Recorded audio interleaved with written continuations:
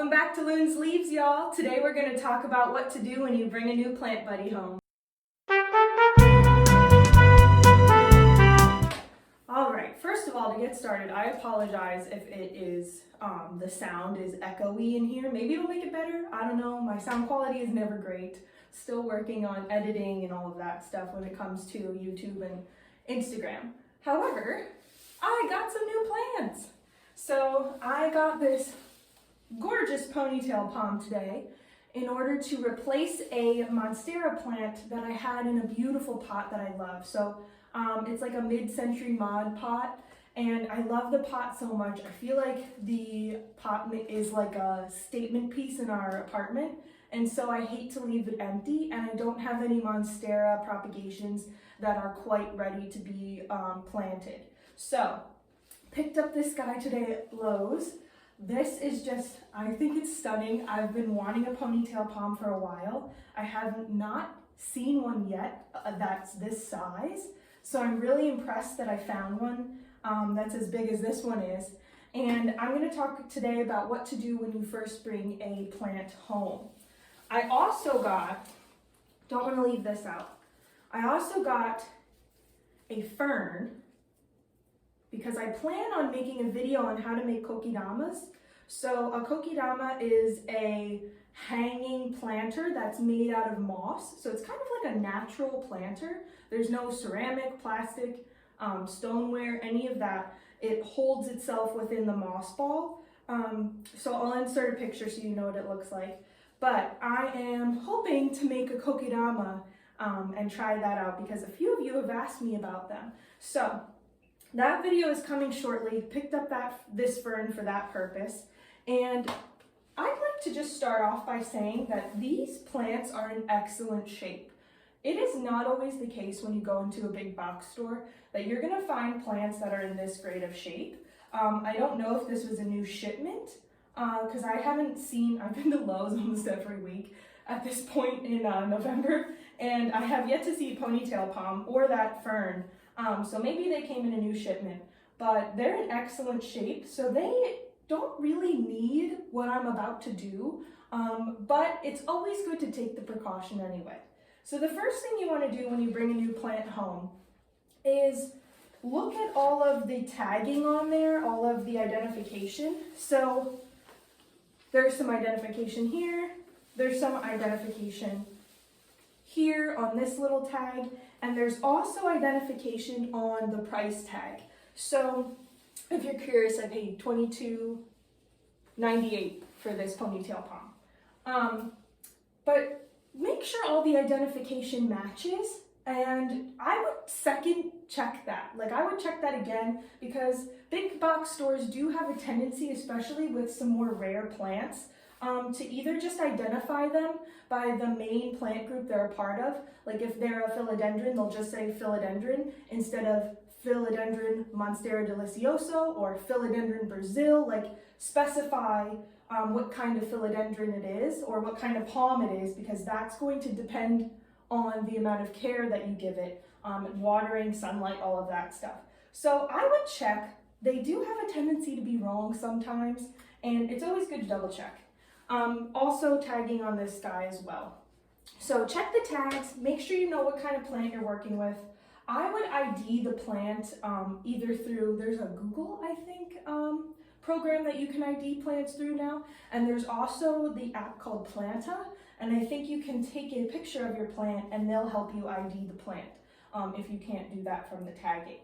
So once you have your plant ready to go, it's at home with you, the first thing you're going to do, and the reason I'm in my bathroom to talk about the elephant in the room, is to rinse off your plant. So you're going to want to rinse it off so that way it gets anything that might be on it off. There might be dirt left on there from other plants and shipment. There might be little pests and bugs, and that's pretty much why we're doing this, to get all that off from wherever it came from. And then we are also going to take a precaution and spray it down with some neem oil. So I'm going to get started with spraying down the plant, and I'm going to speed this process up just so that way you guys don't have to watch me shower my plant off. Hey, feeling good, like I should. All right, well now that we're done that, and I'm sorry if you can hear water still coming out of my shower, it drains for a couple minutes after you turn it off. You can dry off the plant if you want to. So basically, you just want to rinse it off. Actually, this is hilarious. There's a sunflower seed in here. As I was drying this up, I thought it was like a beetle or something, but there's a sunflower seed tucked in that little palm. So that's why it's a good idea to rinse off your plants, kind of look through them, check them out. Like I said before, these plants are already in excellent condition, but just take the precaution anyway. So you can dry them off. You can let them drip dry in your shower. The fern is down here kind of drip drying in the shower. And you could see in the time lapse that I was kind of holding it over the shower, trying not to get the soil too wet. So unless you really want to water them in here, I wouldn't water them right away. Sometimes the nurseries will have them soaking wet and waterlogged, and sometimes they'll be like as dry as a desert. So kind of feel out your plant. If it needs watering, you can hold it under the shower, but I try to tilt it just so that way I'm getting the foliage of the plant all rinsed off in order to deter pests. Make sure I'm trying to rinse off any dirt, get any pests that might be on there off, especially with both the fern and the palm. Because they have such small leaves and small foliage, spider mites and things will love to get up in here and set up shop and make it a home. So that's pretty much the reason I'm rinsing them off.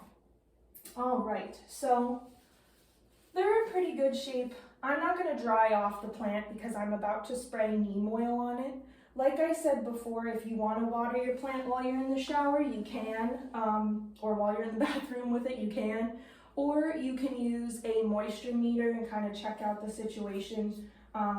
This guy, when I put the moisture meter in, is kind of mid-level. He's not dry and he's not wet, so I'm going to leave him as is. I'm not going to water him at all. The fern was a little harder to angle away from the stream of water as far as the soil goes, so I'm pretty sure, yeah, he's nice and wet, almost all the way to the one side of the moisture meter, if you can see that there. So I'm not going to worry about him either. In fact, I want him to kind of hang out in here and dry off a bit. So once you bring him home, you ID your plant and then you rinse it off. It's always a good idea, even if you don't see pests, to spray a little neem oil on your plant and wipe it down. This will deter pests that might be in your home. So that's what I'm going to do now. Now, neem oil is pretty stinky. So I might do this off camera with the vent on in the bathroom, but I'll show you how to do a couple of the fronds of this palm, and then we will move on from there. So I just spray the neem oil right onto a rag. If the foliage was bigger, you could spray it right onto the plant, but I'm just going to use this rag for now, and it's going to be really hard to neem oil this whole plant, which is why I'm going to do it off camera, because it has so many thin little pieces of foliage. And so I'm going to try to grab a couple here. You're basically just going to go up and down the front and the back. That's why it's kind of nice where you spray it on a nice big surface area. You can fold it in half as you gently pull up the foliage to get that neem oil on there, so you get the front and the back of the leaf. Now I'm also going to do a separate video on pest control and different things you can do to deter pests or get rid of pests. So that's coming in the future. But my go-to is neem oil, and anything I can do to prevent pests from happening, I'm going to do. So, got most of that on this side. I'm going to spray again, and it's just a weird smell. So you might want to do it with the vent on. In fact, I'm probably going to cut here in a second and do it with the vent on. But yeah, strange smell. Got to be really gentle if it's a new plant and if it has small foliage like this. Now this palm is pretty hardy. The fern, on the other hand, is going to be really hard, and you might just want to spray the neem oil on there lightly. I would not douse it in the neem oil. It's just going to be extremely hard to gently get the neem oil unless you do like a little pat down the leaf like this on there. So I would just spray that one.